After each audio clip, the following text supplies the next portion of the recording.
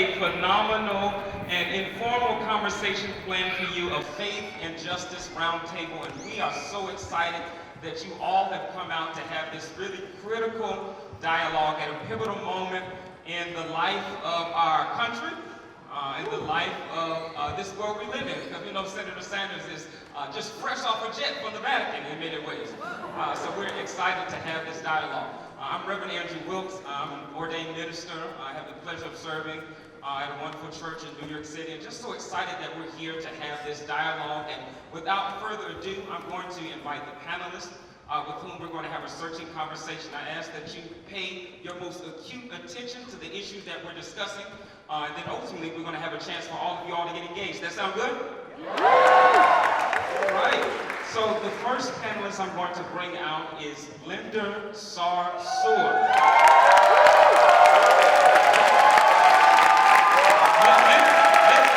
Let me tell you who y'all talking with. Linda is the executive director of the Arab American Association. She has founded Empower Change, which is a critical online organizing agency, and she's just a stalwart advocate for change and faith leader. Give it up for her.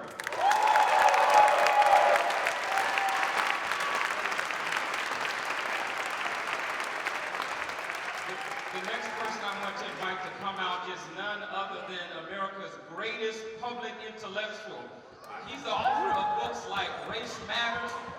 He's the author of books like The Radical King, which compiles the works of Dr. Martin Luther King Jr. I give to you, my brother, your brother, Dr. Cornel West.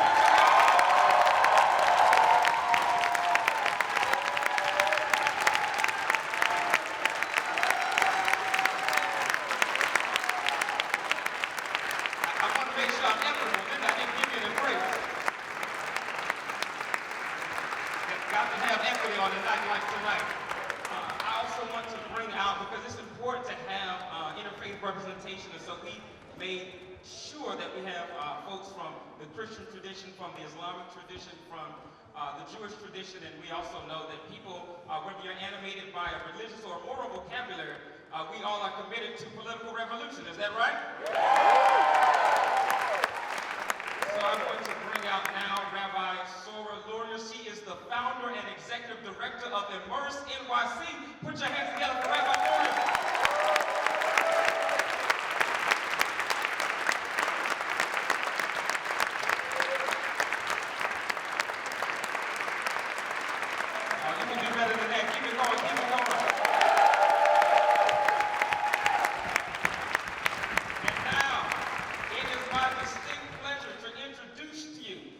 A native son of this borough, from the great state of Vermont, the senior senator, put it up, for the next occupant of 1600 Pennsylvania Avenue, Senator Bernie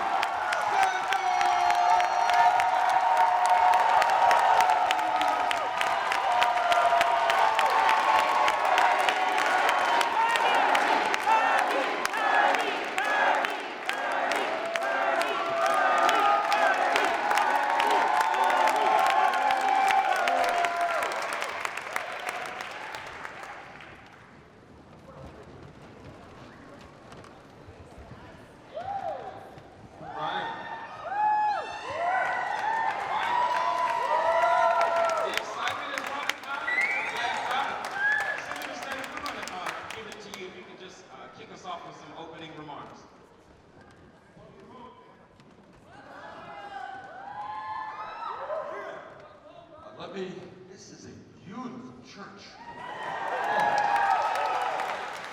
Thank you all very much for coming out for an evening that I hope that you will enjoy. Is my wife here? Where's James? Yeah. James, stand up.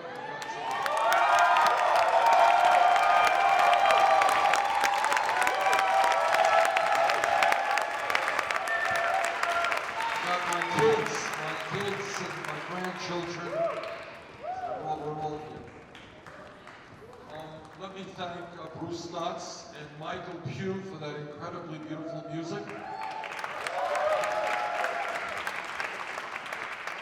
And let me thank Minister Andrew Wilkes and Dr. Cornel West and Linda Sarsour and Rabbi Sarah Luria for being here as well.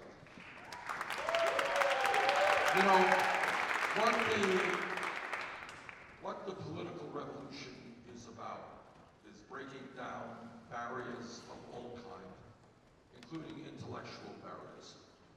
And that is trying to figure out how we do things outside of the status quo.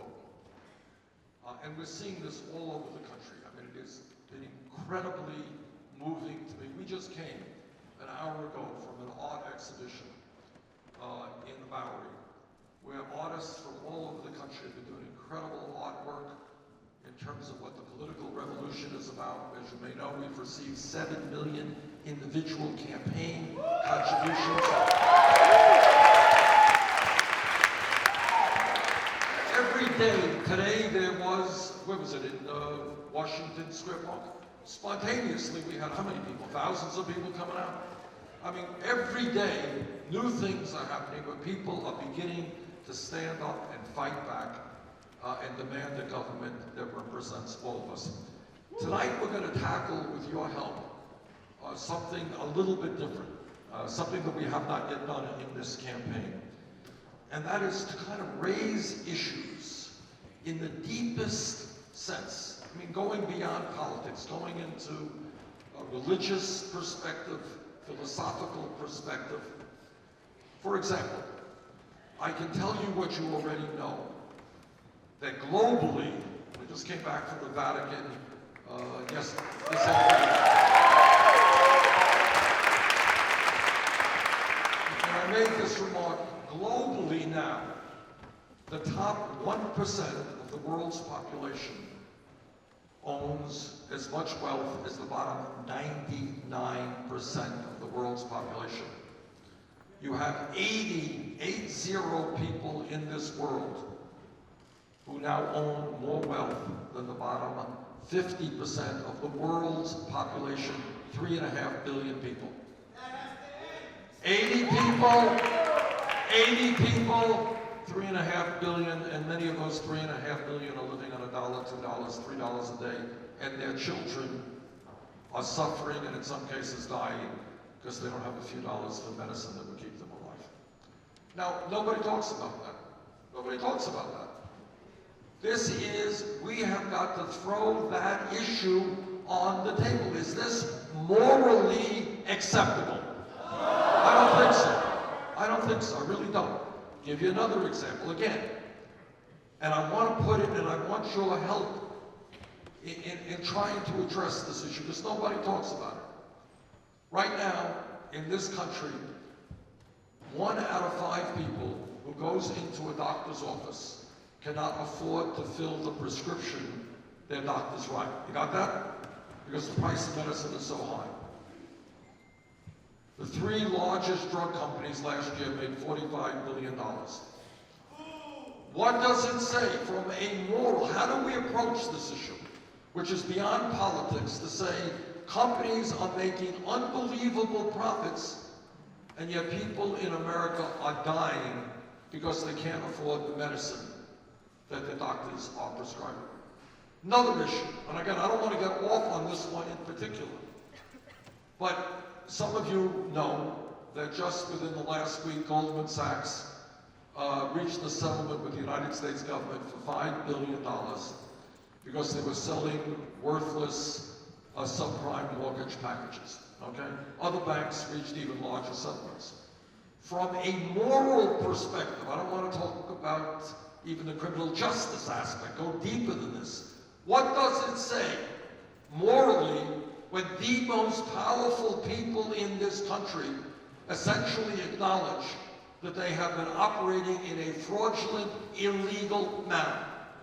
What does it say about our entire culture when the most powerful people essentially write a check for $5 billion and say, yes, we are responsible for the Great Recession, which impacted tens of millions of people? And what happens to them? Any of them have a criminal record? So I don't want to make even the political point, the moral point. Where are we as a society when some kid gets picked up tonight for possession of marijuana, will have a criminal record for his whole life, and yet other people destroy the economy, nothing happens to them. And they are the most powerful people in our economy.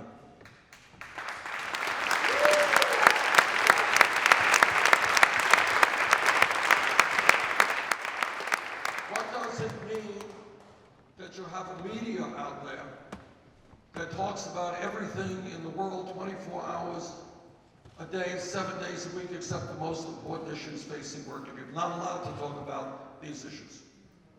What does that say? So the point is, what we need to do, and what I feel good about our campaign, is we're just busting through and forcing a discussion that the establishment would just as soon push underneath the rug.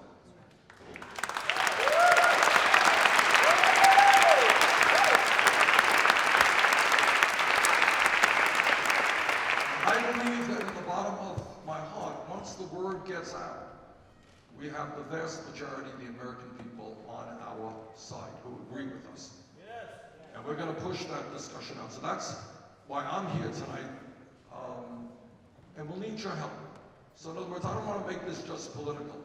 I want you to go deeper into that. Go into the guts of our society and try to look at things from a moral perspective. So thank you all very much.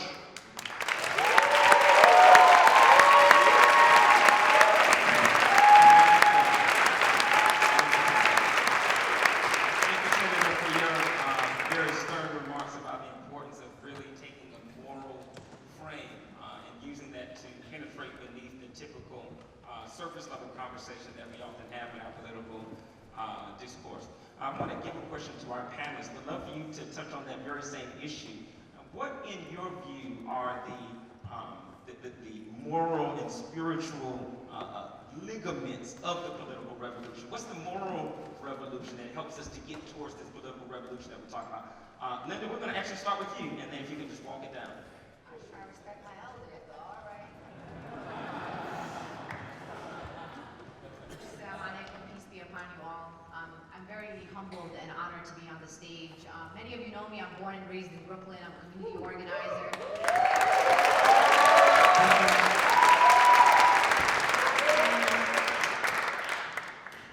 I'm part of social justice movements, and it's very simple for me. I'm a Muslim. That's what I'm supposed to do as a Muslim. My faith is not just a religion of peace and love and compassion. It's a religion of justice. And I'm part of this political revolution because there's a moral choice that you have to make in politics. Politics is not just politics. There's also supposed to be some morality to the politics. So in this race right now, there's only one moral choice as a person who is a believer. If you believe in a higher being, if your faith tells you to care about the most vulnerable, the most discounted, if your faith teaches you to stand with the poor, this is your political revolution. This is the only moral choice that you have in this race. I came to this campaign as a Brooklynite, as an American, as a New Yorker, but I came as a Muslim. And people also make this assumption that somehow as a Muslim, I can't support Bernie because he's a Jew. But people don't understand the similarities and the very core tenets of Judaism and Christianity and Islam, three Abrahamic faiths, whose core is at making sure that those at the lowest of our society are our responsibility. In New York City, we walk over the homeless. We have people who can't afford to live in the city. People like me who can't afford to live in my own city that I was born and raised in. Yeah. This is immoral, sisters and brothers. So I am in this campaign not just because it's political or I want to be some part of some radical revolution. There's nothing radical about Bernie Sanders. Nothing radical.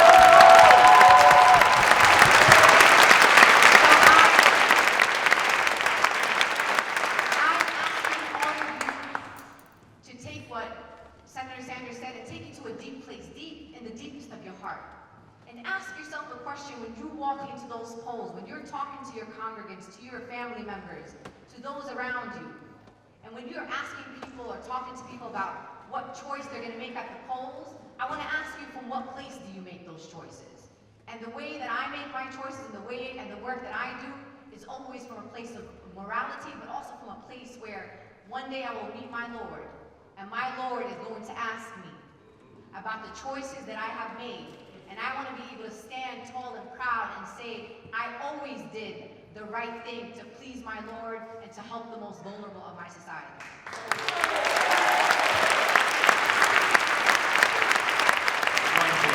Doctor? Blessing to be on the stage with Sister Sarah, Sister Linda, Brother Bernie, and Brother Andrew, and be here with each and every one of you.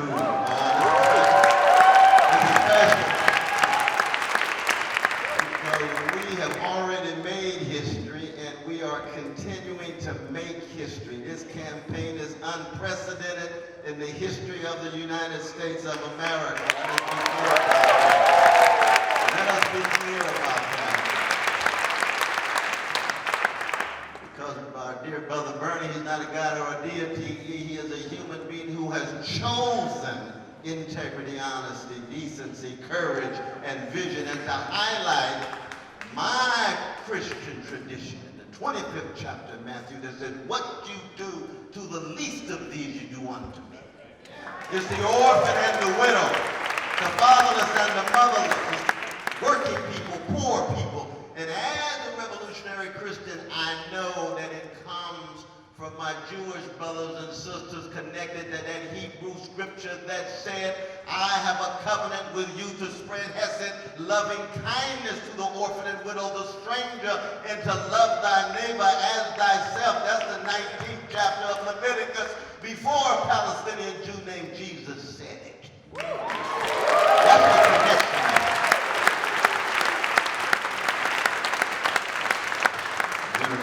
Of course, I can't conceive of my life without Malcolm X.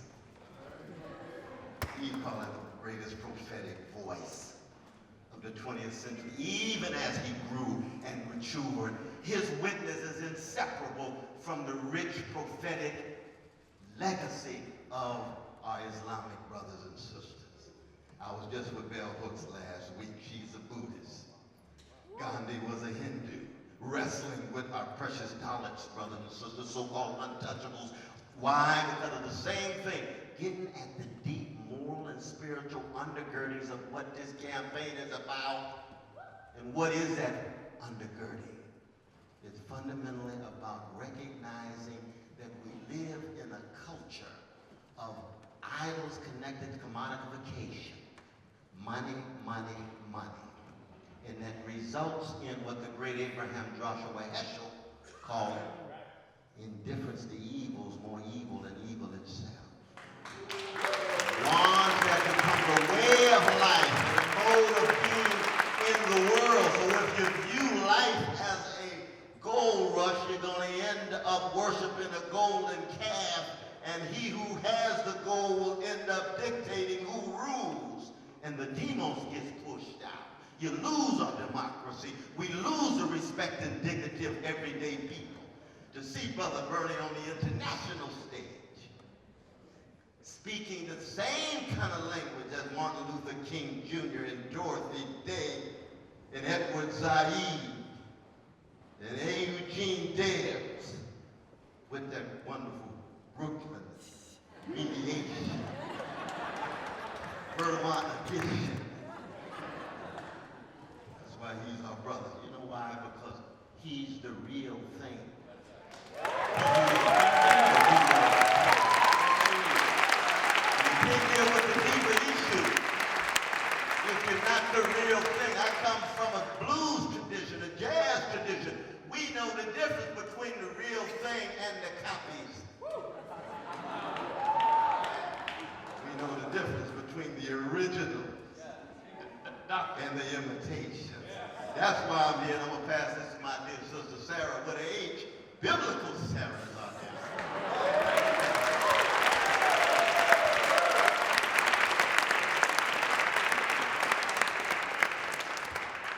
I'm so humbled and honored to be up here. Dr. West came to my college, I don't know how many years ago, 15 years ago, and radicalized me.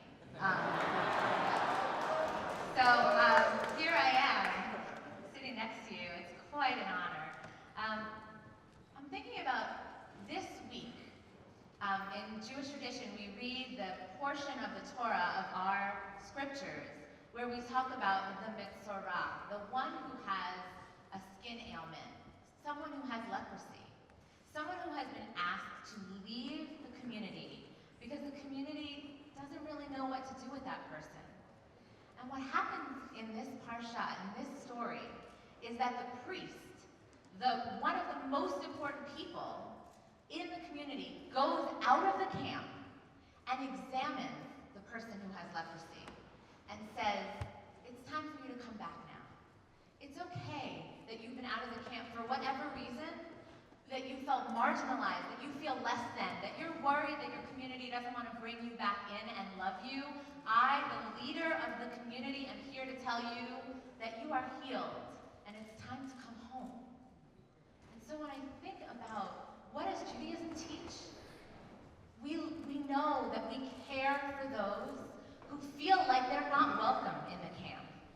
We care for those who feel for one reason or another they're not enough, they're less than, nobody wants to touch them, nobody wants to be near them. We know the leaders need to go out and get them and say, come, be with me. I will stand for you as a leader.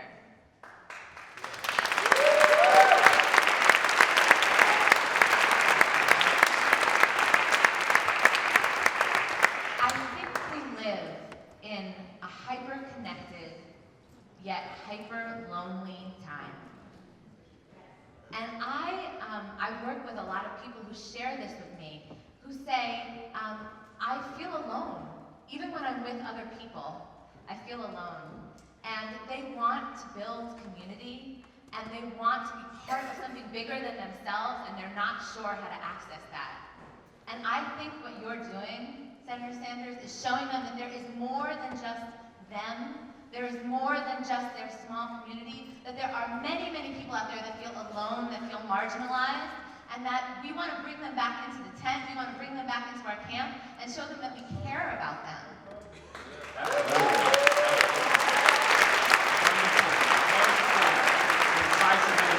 Remarks from our panel. So we dealt with a lot of what in various ways and forms, some of the kind of faith dimensions perhaps that undergird the political revolution. But also want to deal with the social justice dimension, right? This is our faith and social justice roundtable. So Senator Sanders, I want to direct this one to you, and then panelists feel free to hop in. How do you define social justice? That word can often, it feels good, but sometimes it's used in a slippery way. You know, it's like sand. Sometimes you can't quite get it in your hands. So how do you define social justice? And then what are some of the most pressing barriers to accomplishing that ideal as you understand it? Tough question, actually.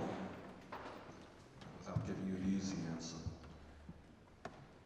I think where I come from is I don't have, nor do I think anybody up here, have magical solutions to the human crisis and personal happiness. I can't sit here and tell you that I have the answer. So how are we going to make everybody live happy and fulfilling lives? But this is what I learned as a kid a few miles away from here. This is probably the most important lesson that I ever learned in my life. And I learned it as a very little boy. We grew up in my dad, my mom, and my brother, Larry, grew up in a small 3.5-room apartment in Flatbush. And the major problem of our family was the constant tension that existed between my parents over money. It was over money. My dad came to this country at the age of 17 from Poland. And for him, making the kind of low salary that he made was pretty good because he also lived through the Depression. So having a steady income was for him, pretty good. But my mother was born in this country and her dreams were bigger. She wanted, outside of Brooklyn, I don't even know this term, we used, when I was growing up, the word private home. Does that mean anything to anybody? I got news for you, it doesn't exist anyplace else outside of Brooklyn. People own a home, a private home, as opposed to living in an apartment that we lived in, all right? And that was her dream. She died at the age of 46. She never achieved that dream.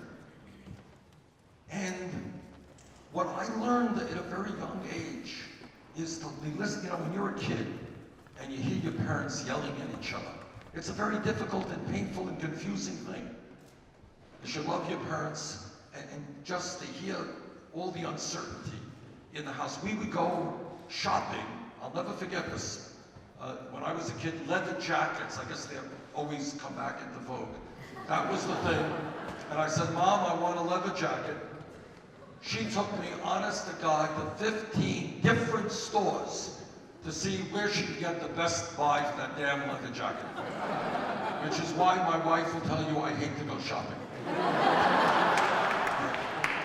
And this was just to save a few dollars. To save a few dollars. So to me, what I learned when you talk about social justice, I don't want to see lives destroyed. People suffer because they just don't have the kinds of money they need to live in dignity. Now, God knows you could have a lot of money, you could be an alcoholic, you could be a drug addict, you can get divorced 20 times. Money is not going to solve the problems. But what I did learn is that at least a certain level of economic security, right? If you know that if your kid gets sick, you can take that child to the doctor. Do you know what that means? What kind of load that is off of your shoulders? Do you know how many millions of people today are worried about how they're going to put food on the table for their children? How many elderly people are worried about whether they can buy medicine or not? So we can't bring human happiness to everybody. I don't know how to do that. But I do know that if everybody has health care as a right, if families know that your kid is going to be able to go to college regardless of the income of your family, if your kid has that ability, if we can deal with it and destroy this institutional racism, which continues to cause so much pain and hardship in this country. So those are the things, not radical ideas. You know, not going to solve all of the problems. But if kids have a decent school to go to, health care, education, you know, all of decent housing, we can just lower the stress level that so many of our people are living on. So to me, that's kind of a lot of what social justice is.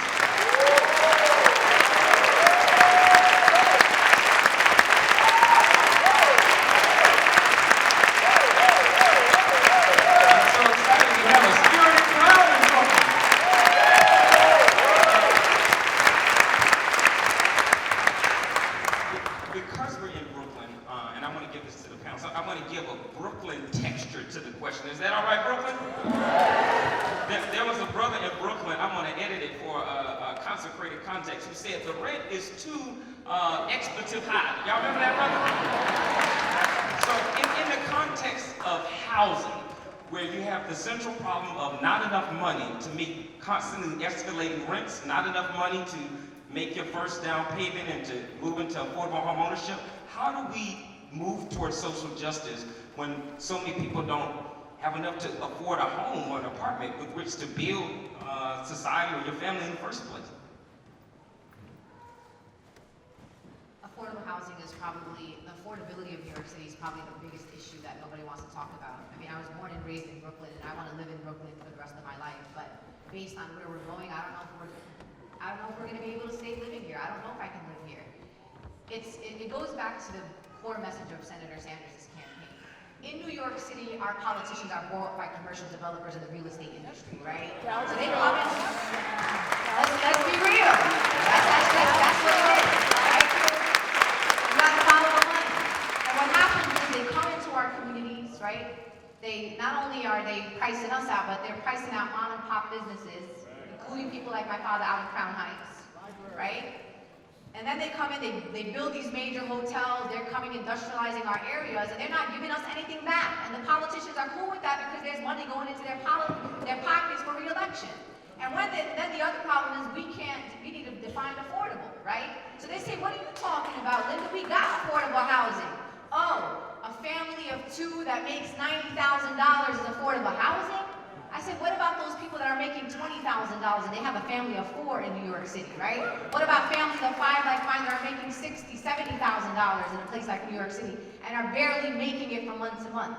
So New York City has a problem with affordability, and the people that are being priced out mostly are people of color in New York City. So when you listen to Senator Sanders' message, he talks about money out of politics, that's not disconnected from the issue of affordable housing, where real estate developers, the real estate industry is part of the money in politics that's going into the pockets of politicians and people running for office, and they're pricing it out of the community.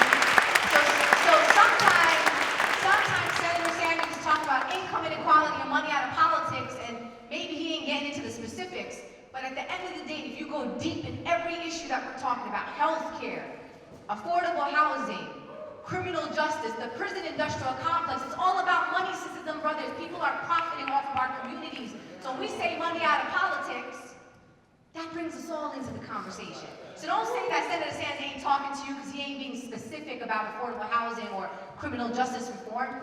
Take money out of politics, sisters and brothers. Don't allow the 1% to profit off of our communities, off of our bodies, off of black bodies, Latino bodies, immigration detention centers, people making money off of us. The message is the same. We can get into the details, into the nitty-gritty, but at the end of the day, sisters and brothers, affordability of New York City is taking money out of politics and not allowing the real estate industry to buy our politicians and then tell us affordability is $80,000 a year, which is mostly people in New York are not making that.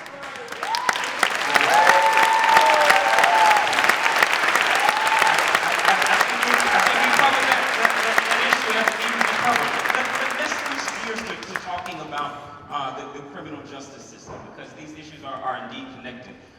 What are some of the direct impacts of the criminal justice system, specifically as it impacts people of color and minority communities and contexts? So I want us to kind of deal with what is the issue that we're addressing, and then how do we go about moving towards a solution? Maybe Senator Sanders, if you could start us off there, and then Dr. West, if you could hop in. We owe a debt of gratitude to the Black Lives Matter movement.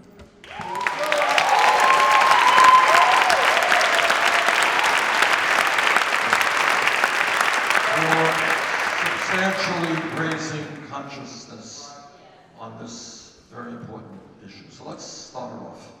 Fact. We have more people in jail than any other country on earth.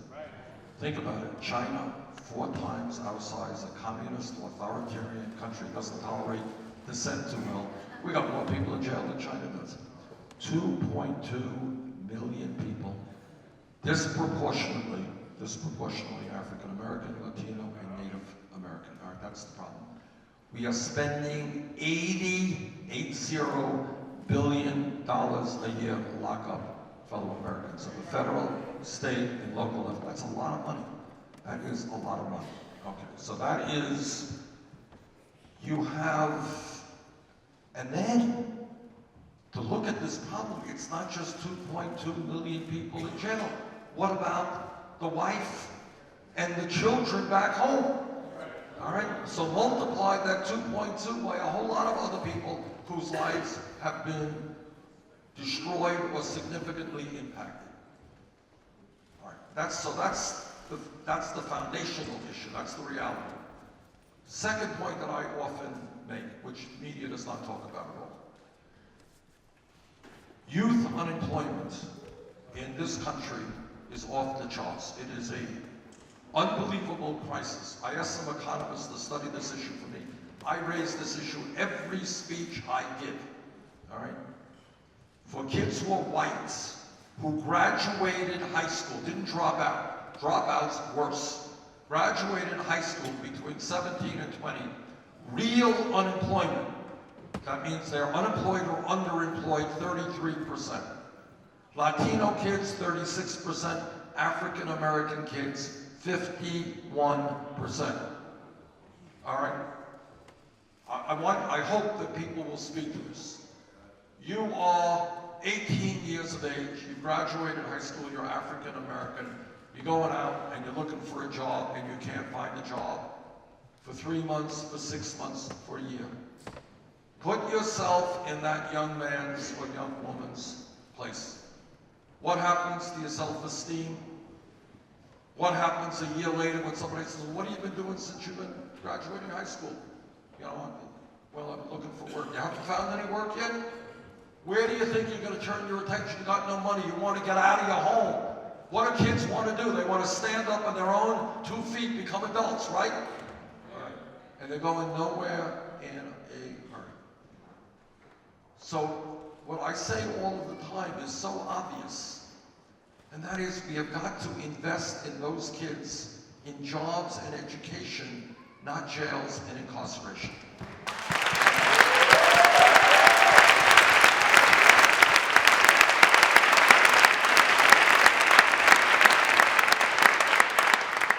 So criminal justice for a start means, and everybody should contribute to this discussion, how do we keep people from getting into the petty crime, the self-destructiveness, which may get them into jail? How do we keep them out of jail to begin with? And then number two, you got things like the so-called war on drugs, which has done enormous damage to millions of people. I did not know this before I ran for president. There are millions of people in the last 30 years who have police records because of possession of marijuana. Turns out, by the way, that the white community and the black community do marijuana at about equal levels. Turns out that blacks are 4 times more likely to be arrested than whites, all right?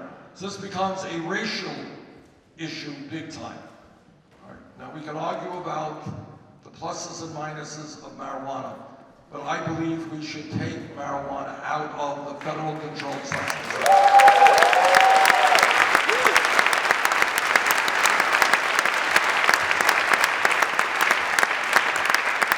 Linda was talking about a moment ago.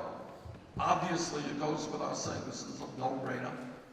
Private corporations should not be making profits by imprisoning Americans or running detention centers or jails. We gotta do that.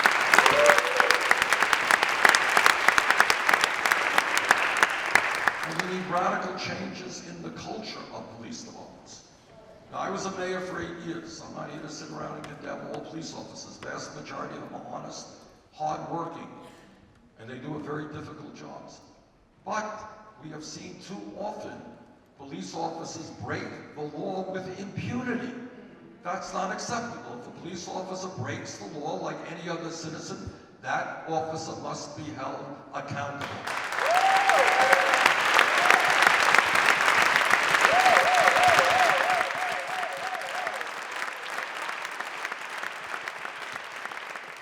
And we're talking about changing a culture. It's going to happen. Our job is to make it happen sooner rather than later. What does that mean? It means that we have got to understand and train police officers so that lethal force is the last response, not the first response.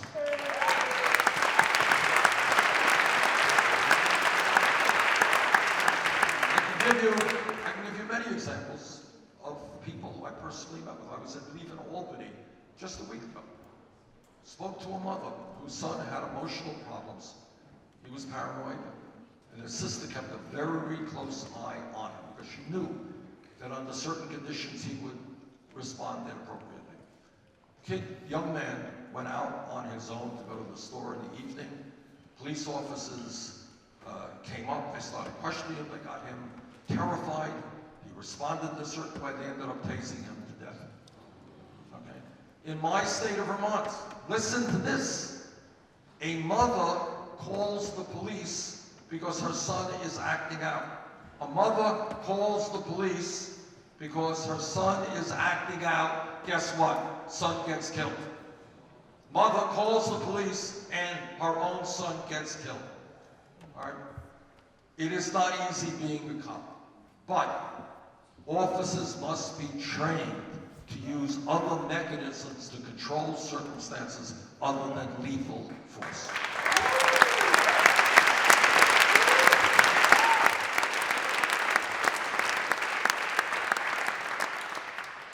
We need to demilitarize police departments so they do not look like invading armies.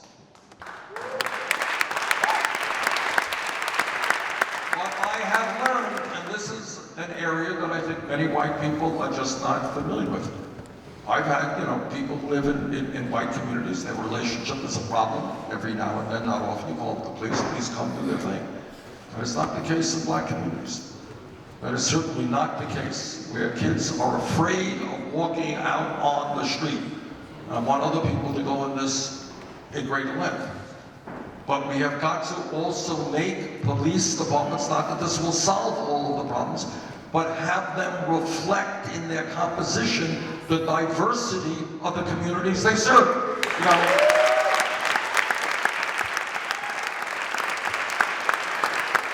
not going to solve the problem, but if you have a black community and a lot of the police officers there are black, they'll have a better understanding of the community. Latino, the same, whatever it may be. So those are, you know, just some of what I think we have got to do, and there's a lot more, and I want other people to deal with this issue. There was some of you may have seen or read about something that just came out of Chicago yesterday, I think, and will shock nobody. The mayor there, who was under a lot of pressure, put together some task force, and surprise of all surprises, the task force apparently came up with some honest analysis and said there's rampant racism within the Chicago Police Department. Is that the only police department in America where there's rampant racism? I doubt that very, very much. So we've got a lot of work to do. But the two issues, tackling institutional racism and criminal justice reform, and simultaneously making sure that our people have jobs and health care and educational opportunity, those seem to be the two approaches that we've got to go forward on. But why don't you, Cornell, why don't you pick it up?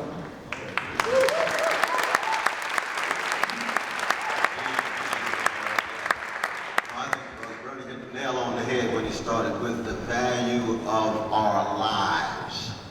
Because the moral and spiritual basis has to do with the fact that each and every one of us, no matter what color, cultural, sexual orientation, civilization, or national identity, have a dignity and a sanctity. Now for myself as a Christian, that's Imago Dei. Pope Francis, Imago Dei. For my Jewish brothers and sisters, Imago Dei, made in the image and likeness of God. Now what does that mean? That means the lens through which we look at or talk about justice. There's a lot of dialogue about justice. I come from a people where people have been talking about justice all the time. I'm enslaved, Jim Crow, demeaned, devalued, lynched, and everything else. I said, I guess I have a different conception of justice than they do. The question is, what do you actually mean by it? What substance and content do? It's the lens through which you view them. See, Brother Bernie Sanders, when he talks about justice, he's looking at the world through the lens of those who have been treated unjustly, whose humanity has been overlooked or rendered invisible. This is very important. I think it's the best of humanity, the best of America. It is the best of Jewish culture that looks at the world in its prophetic modes through the lens of an oppressed people and says what? That we must stay in contact with the humanity of others even as we must fight. Because see, you can't really use the language of justice unless you're willing to fight. Woo! You don't have a plot. Because anytime you talk about justice from below, you're talking about coming together, organizing, mobilizing, keeping your moral and spiritual lens in place. But you have to be willing to pay a cost. You have to be willing to cut against the grain. That's why any talk about justice that's only justice soon degenerates into something less than justice. Justice is rescued only by something deeper than justice. And that's love. That's steadfast commitment to the least of these plight. So when our dear brother goes on television and says, for example, that a black life has exactly the same value as a white life, and I'm going to fight for it. Every politician talks that way. Look at their record. Look at what they've actually done. I don't want to hear what you're talking up here. What are you willing to pay for it? What this brother says, and Brother Bernie says, a precious Palestinian baby has the same value as a precious Jewish baby. Politicians will talk about it. He says, no, I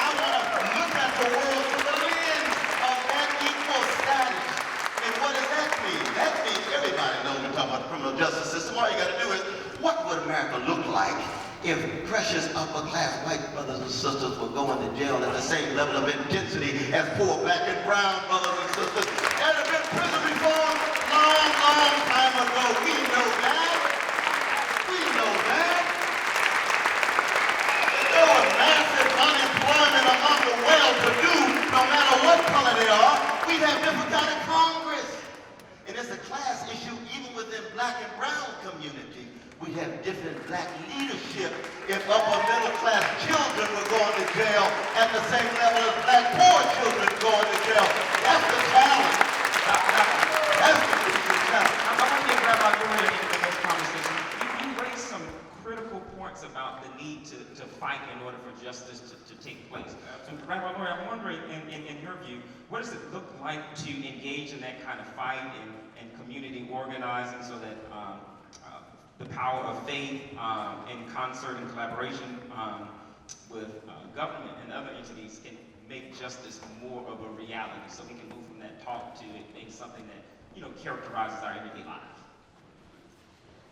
I think that when you talked about value, I want to go to that and talk about the spiritual aspects of that a little bit more. And just saying that when we live in a society where the market economy has gone crazy, we internalize it spiritually.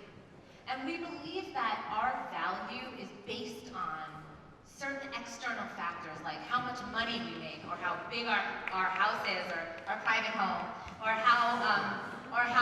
what kind of car we drive, or who we associate with, whatever it is.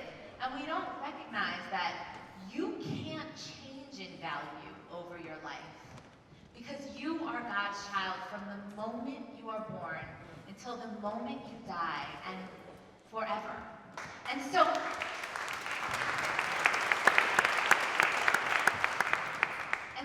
if we believe the market economy, we just want more, and we just want it now, and we don't want to think about the fact that we are God's children already, and we don't need any more. And that changes the way we think about our home, our family, our community. What if what we brought and who we are is enough? Then what does that mean for how we act in our day-to-day lives, and how we act with other people, and how we interact with other people? What if I'm enough and you're enough and we don't need more? What if that influences how we interact with each other, and how we interact with our community, and how we stand up for each other in our society?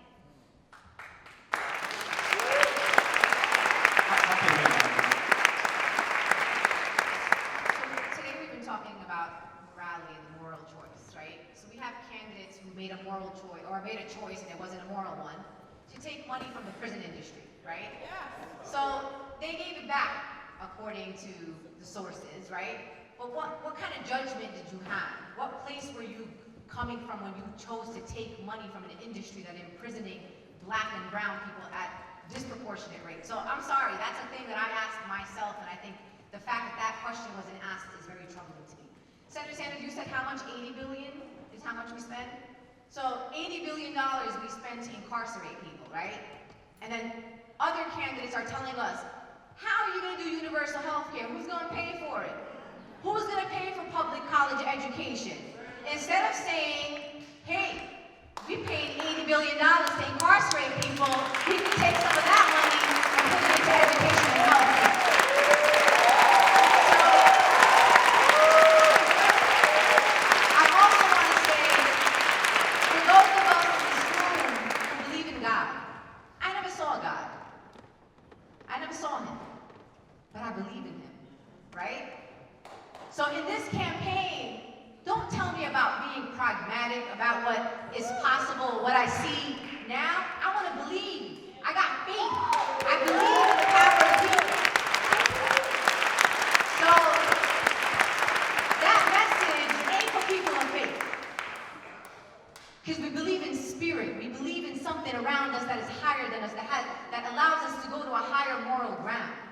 So this is what this campaign is about, sister. Don't let people tell you what the future will bring. They said $15 minimum wage in New York City was impossible. That's what they said. There's only one candidate in this race $15 minimum wage, federal minimum wage. But guess what happened in New York? We did it. It's possible. Everything is possible, Sister Brother. So when you are thinking about, not just in this campaign, but in life in general, if you believe in something, you believe deep, right? You believe. This campaign is about a future we believe in, not a future that I think I'm gonna get, or up to what I'm worth, or what people think that I'm worth, right? We're not asking for anything, sisters and brothers, that we don't already deserve. Healthcare, education, opportunity, jobs. Like there's nothing lavish about the platform, sisters and brothers. So I want you to reframe this campaign from some idealistic, right? Because when people tell you you're idealistic, guess what they're telling you? Because you ain't worth it. That's why you're idealistic, right? You ain't worthy of those things, right? So I want you to leave with your understanding that in this campaign, you are worthy. Or we put it this way. Let's put it this way. Let me jump in here. We are getting...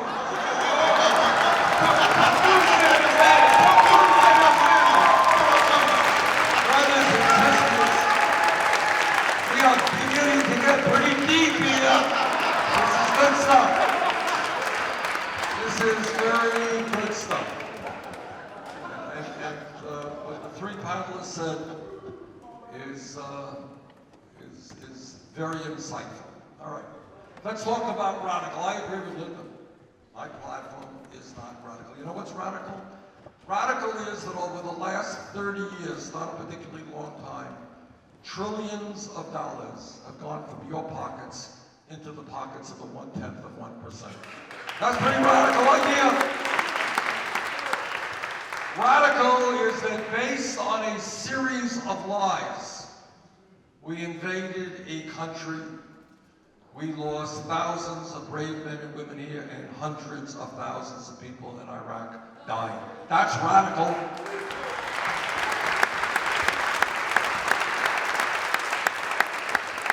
Radical is that I live 50 miles away from the Canadian border in Burlington, Vermont. For 30 years, all their people have had health care as a right, not a big deal. Go to the UK, France, Germany, Italy, go all over the major countries of the world. Everybody has health care. You want to hear radical? You're living in the only major country that doesn't guarantee health care.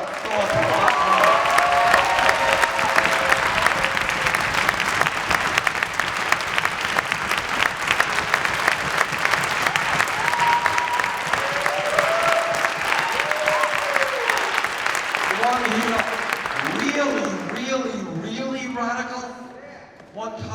The top 1/10 of 1% owns as much wealth as the bottom 90%. How's that? That is pretty damn radical.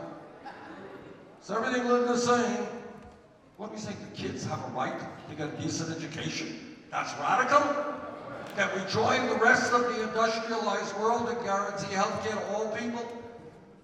That the United States ceases to be the only, not only major country, one of the very few countries in the world that doesn't guarantee paid family and medical leave. Is that a radical idea? You got poor countries all over the world that are already doing that. You want to hear another radical idea? The scientists tell us that if we do not act boldly, the planet that we're going to be leaving to our children and our grandchildren will not be a healthy and habitable planet. That's pretty radical, that you got a fossil fuel industry spending millions of dollars trying to deny the reality of climate change. Man, that is really radical. So I think Linda's point,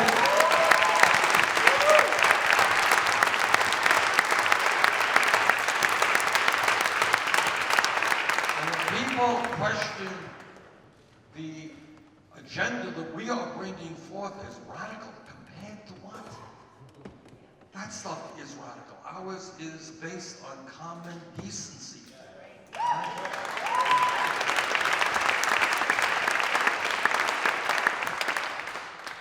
So that is what is dangerous about this campaign. Exactly what the three of these guys have been talking about. We get the word out. We're not radical. We are the views of the vast majority of the American people. What is radical is the greed of the top 1/10 of 1%. What's radical is the fraud of Wall Street. What's radical is a pharmaceutical industry that could care less about people who need but can't afford their product. That's radical. So we have got to change that discussion, and we're doing that. And that is the political revolution.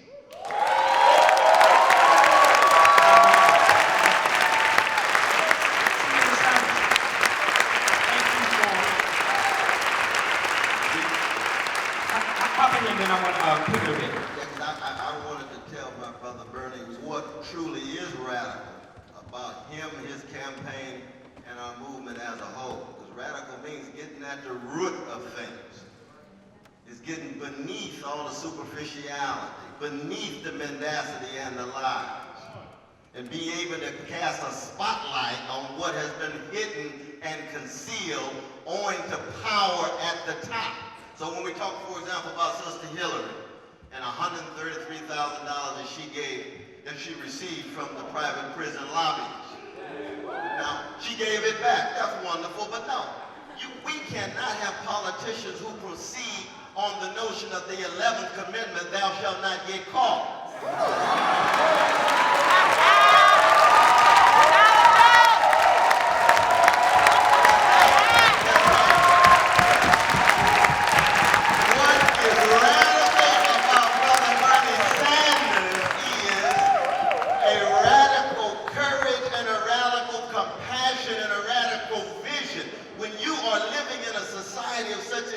And calluses toward poor and working people, when you take a stand with courage and ask others to work with you, and he's head of a jazz orchestra, not a military band.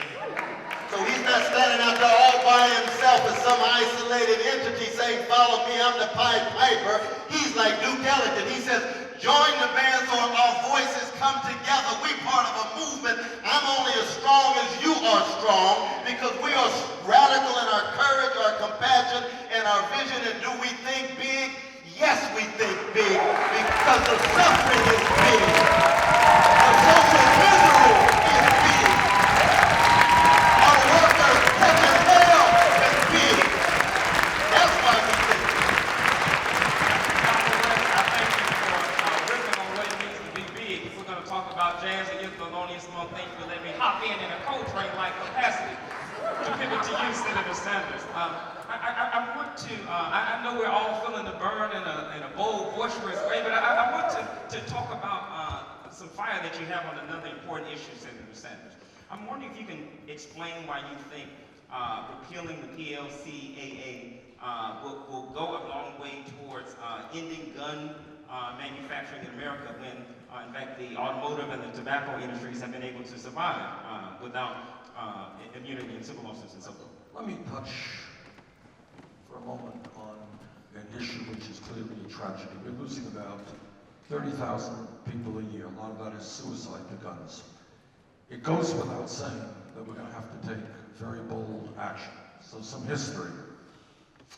Back in 1988, before some of you were born, I ran for the United States Congress. We have one seat in Vermont. There were three people. I ran as an independent, as a Republican, and a Democrat. I ended up coming in second place, 3 points behind. And probably the reason I lost, can't be sure, but probably is that I was opposed by all the gun people because I believed way back then that we should ban assault weapons in America. It never seemed to me to be sensible. I come from a state where a lot of people hunt, but they don't use AK-47s to hunt. They use rifles. And it never seemed to me to be sensible to be selling or distributing these types of guns. And I lost that election, and I voted to ban assault weapons since, and I'll vote for it tomorrow. These weapons should not be sold and distributed in the United States of America. Yeah. All right. And that's the way I believe you ban assault weapons, and I think we have a growing consensus to do that. I think also in this country, let's be honest, and understand that this country is very much divided on gun issues. New York City has its views. Oklahoma has a very different set of views. and even Texas has a somewhat different point of view. Question that we have, rather than arguing year after year after year, what do we do about it? Now we can continue to argue or we come up with some consensus. And here's the consensus that I think works. Number one, most gun owners, most members of the NRA believe that we should not be selling weapons to people who should not have them, people who are criminals, people who have mental disturbances and should not own a gun. What does that mean? How do you deal with that? You expand and improve the instant background check. You want to buy a gun, we're going to find out you're beating up your wife, you're not going to get a gun. You committed a crime, you're not going to get a gun. All right? You are, just come out of a psychiatric institution. We had a tragedy in my own state of Vermont. A woman I knew, beautiful woman, ended up in a psychiatric institution, came out, bought a gun, killed herself. All right, and this happens, we gotta deal with that issue. We have right now what we call the gun show loophole. You know what that is? What that means is you can evade the instant background show by buying a gun at a gun show through an unlicensed guy who's selling you the guns. You can get a gun that way. That's crazy. We've got to end that loophole. We have a straw man situation. You can legally walk into a gun store and buy a weapon, and then you sell it to somebody you know is a criminal. That should be a federal crime. It's not a federal crime right now. Now my concern, so these are the things that I believe there is a broad consensus around in America. I saw, maybe some of you remember, 6 months ago or so, there was a mass killing in Oregon. And President Obama got on the air, and I know the president, I've known him for many years. He's not the most outwardly emotional person in the world. He controls his emotions. But he was very upset, and you could see it. And what he said in essence is, look, no one has a magical solution as to how we solve these mass killings. No one can honestly promise you that some lunatic will not do some horrible thing tomorrow. No one can guarantee that.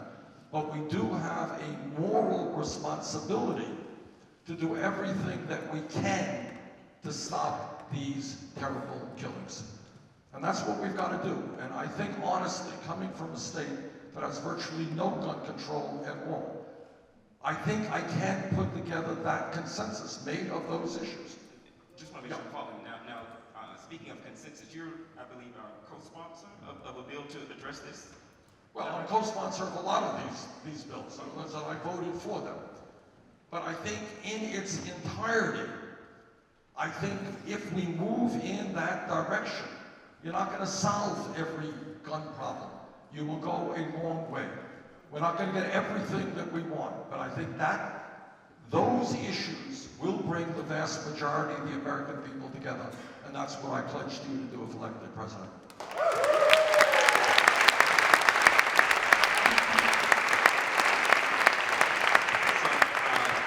One more question, and then we're going to have to wrap it up. You talked a lot about, when you were in the Vatican, about climate change.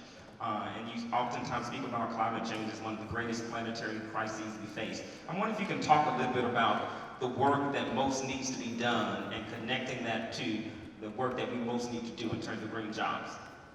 Excellent. I'll throw in a third point. The point that Linda made a few months ago, that almost everything comes back to money and politics. All right? Question. Don't give the first thought that comes to your mind, because it may not be the right one here.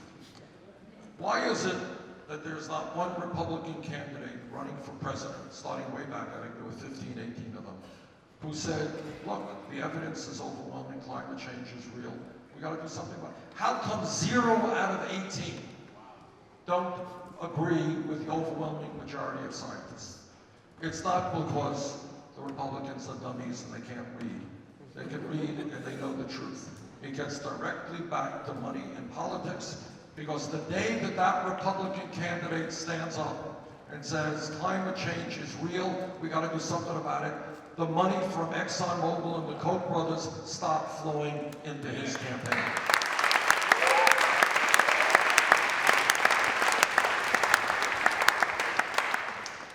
Now here I sit on the Environmental Committee of the Senate. Let me tell you the bad news. This is very scary stuff. All right, we got to be clear. The scientists are now telling us that they probably underestimated the speed in which you're going to see cataclysmic problems. Okay? What we're looking at, and you're seeing it right now in California and in agriculture, the crisis over water. You're going to see more drought. You're going to see more flood. You're going to see more extreme weather disturbances. We are destroying the oceans. The oceans. How does the planet survive if we destroy the oceans? You will see, according to the CIA and common sense, more international conflict. If people don't have water, if people don't have land to grow their crops, they're going to be migrating to another area and having conflict. You're seeing rising sea levels. Hey, New York City, wake up. Miami, Florida, wake up. Because parts of your cities are going to be underwater. All right? Now, that's the very bad news. Here is the very good news. We have the technology right now in order to go a long way to combating climate change. And what it means is massive efforts toward energy efficiency. I have been in homes in Vermont. We brought a lot of money into Vermont. Weather gets cold there. We have cut people's fuel bills in half, cut their carbon emissions in half by weatherizing their homes. Do you know how many jobs we can create all over America doing that? All right?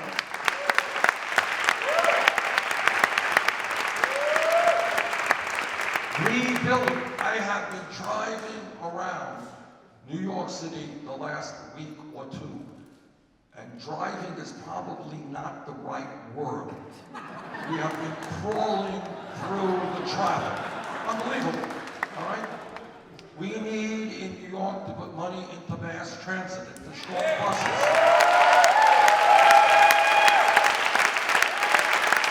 All over the country. There was once a time when the United States had the best rail system in the world. That is no longer the case. We can move people. We can move cargo. Building a rail system. You know how many jobs you're going to create doing that? We should have cars that get 70, 80, 90 miles an hour, a gallon. We can move to the electrification of our vehicles and not cars that cost you $100,000 a piece. All right, we can do these things. We can move towards solar.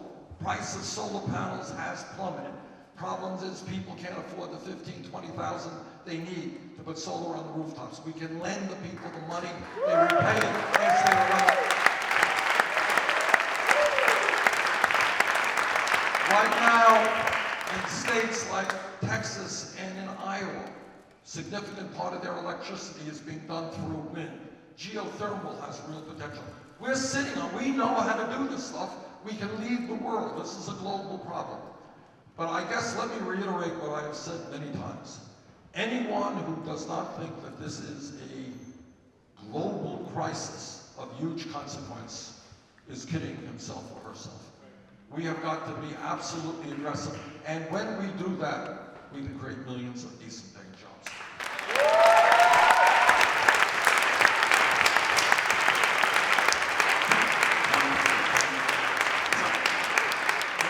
We're getting ready to a kind of wrapping up point. And so I'm wondering, as we talk about the need to sustain the kind of work that we need to have this political revolution take place, I'm wondering if in your closing remarks, if you all can speak to where you can find the strength to keep pushing, because we know it's a lot of opposition when you do this kind of work. So how do you find the strength to keep pushing strategically and sustainably, riffing on Senator Sanders' climate change remarks? So I think one thing that, or one way that this campaign hasn't been described, and I've been thinking about a lot of this, is that this is the campaign of audacity. We have the audacity to believe that we are worthy. We have the audacity to believe that peace and diplomacy is better than war. We have the audacity to believe that everyone deserves a fair fighting chance in our country. We have the audacity. And for me, what Senator Sanders came and brought, there was already a political revolution. So Senator Sanders didn't come and introduce anything new. What Senator Sanders and the Bernie Sanders campaign was able to do is take the political revolution that was already swelling stolen on the ground and gave us a platform to talk about our issues. People have been people who've been doing criminal justice reform, sisters and brothers, for decades, if not more than that.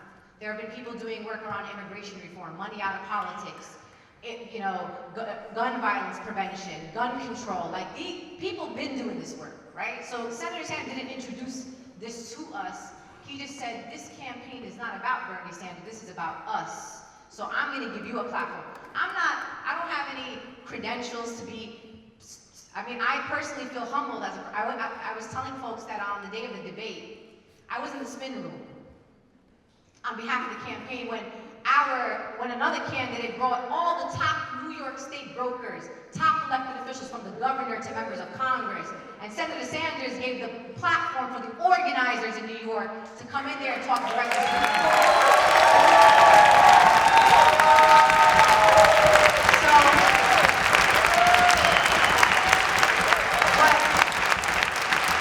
what sustained me is that I'm not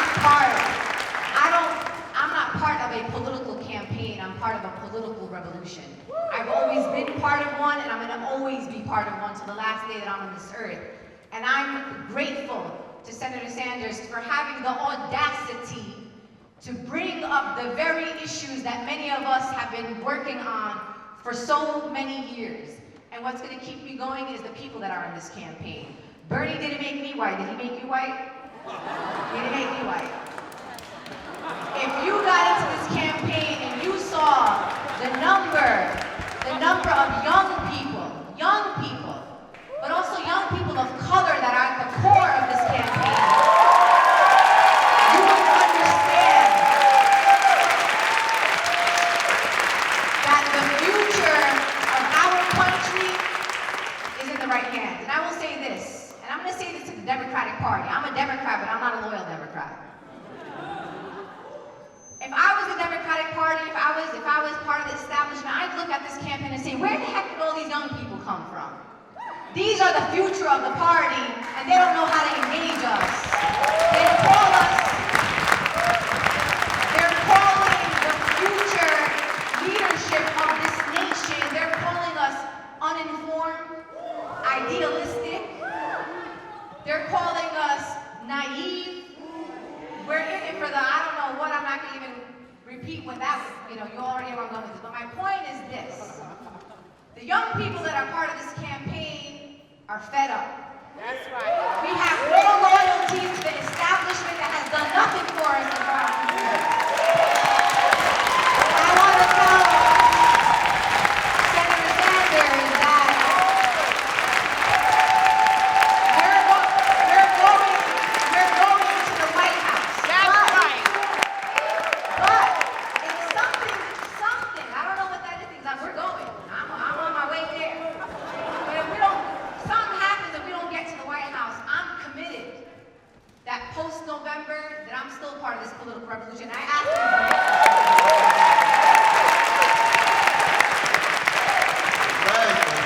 That's right. I just want to add, as an old school brother, like Frank Sinatra, I'm young at heart. So some of us older folk are on fire too for Brother Bernie Sanders. We appreciate the young folk, we appreciate some of us older folk. It has much to do with his soul craft, that his soul has been shaped by a mother and a father and a brother and a wife and children and grandchildren to give him a certain character. Because we live in the most commodified culture in the history of the world, which means that everybody and everything is for sale. This brother is not for sale. He's not for sale. That's very important. That's crucial. That's the quality of parenting. That's parenting. That's crucial. And that's not just a political judgment. It's a moral and spiritual judgment that has coin sense. And that's why when the younger generation looks and sees, because they have been bombarded by market culture more intensely than I have, and they looking for something real. They looking for something, and they got it in this brother.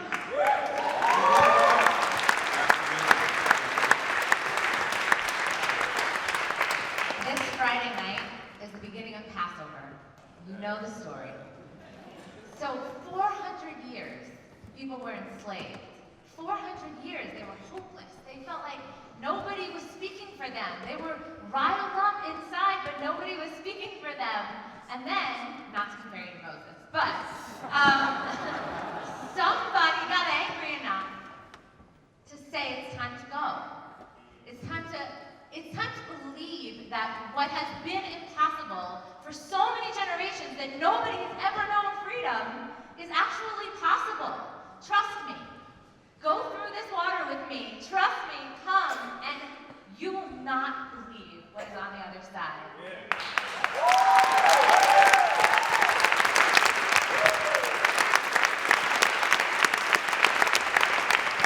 This Hebrew is Oziv v'Zimratya v'Yehi Lishua. God, be my strength. Oziv v'Zimratya v'Yehi Lishua. Oziv v'Zimratya v'Yehi Lishua. Strength.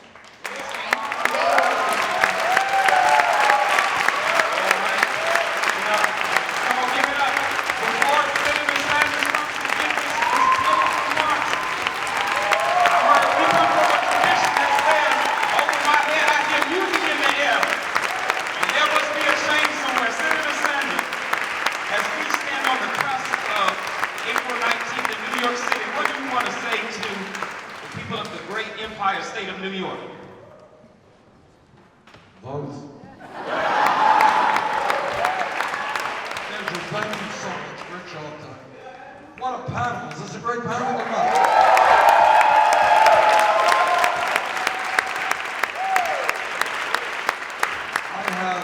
I'm really fluid, and I have been very moved by all of the panelists up here tonight. I think we heard a lot of profound thoughts,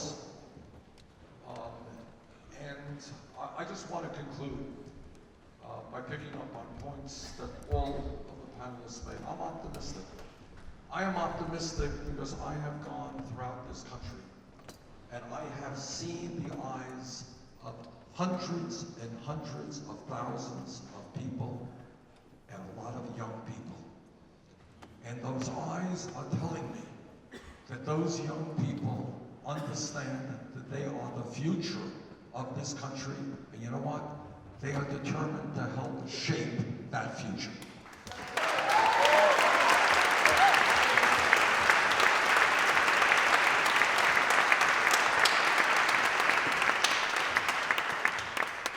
So I believe, and I agree with everything that the panelists said, this is not about me. This is about us.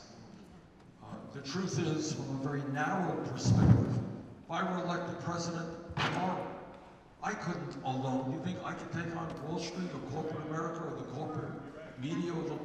Can't be done. Nobody can do it.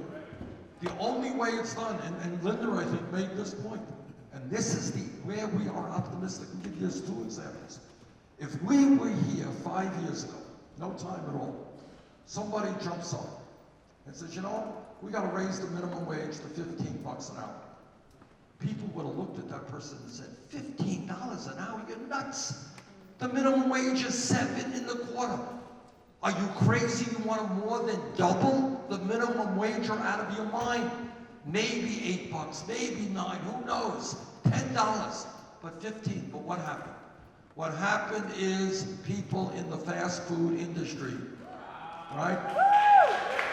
The fight for 15. And then you got Seattle in Los Angeles and San Francisco and Oregon and California and New York, $15 an hour. It happened because people had a vision and were prepared to fight. All right, another issue, if we were here 10 years ago, be honest, and somebody says, you know, I think gay marriage will be legal in 50 states in this country, nobody would have believed them. Too radical an idea. We know in this community the struggle and the hatred, right, over the fight for gay rights. Yes, we all know.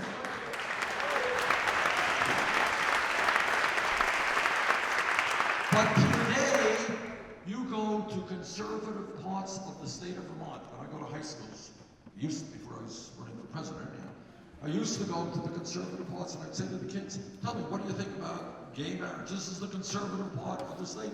Kids say, gay marriage, what are you talking about? What's the issue? It's a non-issue today. That's what the revolution is about, when it becomes a non-issue. All right, but that happened because people fought. Do you think if we are successful and we pass a Medicare for all single-payer program, 30 years from now, people will look back on this time and say, hey, Grandpa, don't tell me there was once a time when people didn't have health care. That's crazy. I don't believe it.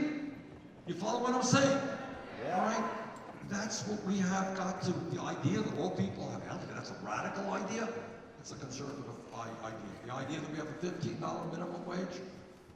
The idea that we don't have the highest rate of childhood poverty of any major country on earth. These are not radical ideas. Now, the establishment wants you to think that they're radical. They think the status quo cannot be changed. But everything that you heard tonight from all of these wonderful people tells you that when we stand together, yeah, we can change the status quo and create a much, much better world. And hopefully on Tuesday here in New York State, we're going to start that process. Thank you.